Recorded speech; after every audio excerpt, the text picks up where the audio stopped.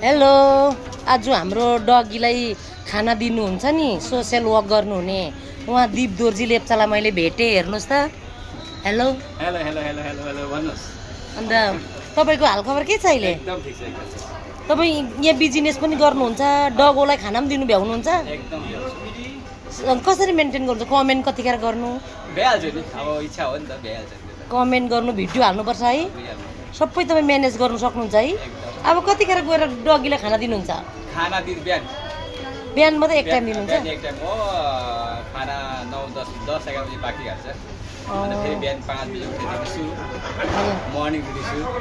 हाम्रो दीप Dorji लेप्चाज्यूलाई share help गर्नुहोस् है। उहाँले कति डगीलाई खानाहरू दिनुहुन्छ, हेल्प गर्नुहुन्छ। बिजनेस पनि देखाइ उहाँले बिजनेस चाहिँ यस्तो माछाको बिजनेस गर्नुहुन्छ बिचरा। उहाँले माछाको बिजनेस गरेर पनि दिल चाहिँ कत्रो चाहिँ छ उहाँको। उहाँले यो माछा बेचेर डगीलाई कतिवटा डगीलाई कतिजना डगीलाई खाना दिनुहुन्छ? 70वटा डगीलाई खाना दिनुहुन्छ, बेल्ट लगाइदिनुहुन्छ, सबै काम म्यानेज गर्नुहुन्छ, फोटो हाल्नुहुन्छ, कमेन्ट गर्नुहुन्छ, रिल्स हाल्नुहुन्छ। तपाईँहरू सबैले उहाँलाई हेल्प गर्नुहोस् ल, सपोर्ट गर्नुहोस् है। हाम्रो तपाईँको चाहिँ केही भन्नु छ? केही सानो कुरा केही भन्नु छ तपाईँलाई? के भन्नु, तपाईँको चाहिँ पेजमा जतिजनाले फलो गर्नुहुन्छ मलाई पनि फलो गर्नुहोस् है। तपाईँलाई पनि म फलो ब्याक दिन्छु है। त्यही हो, अब भिडियो मन परे सेयर गर्नुहोस् होला। अरू के भन्नु, अब सोसियल मिडियामा जतिजनाले पनि धेरै कोही बेला नराम्रो भिडियोहरू आइरहेको हुन्छ। त्यसको कारण यो हो कि हामीले नराम्रो भिडियो सेयर गरिरहेको छौँ है।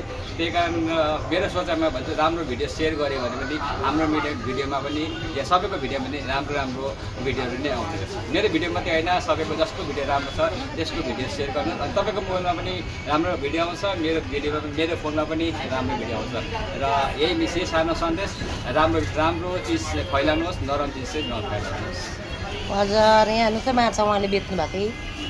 सालुगडामा बसेर त उहाँले बेच्नुहुन्छ। दिल कत्रो हुनुहुन्छ उहाँको। 70वटा डगोलाई खाना दिनुहुन्छ बेलुका बेलुका।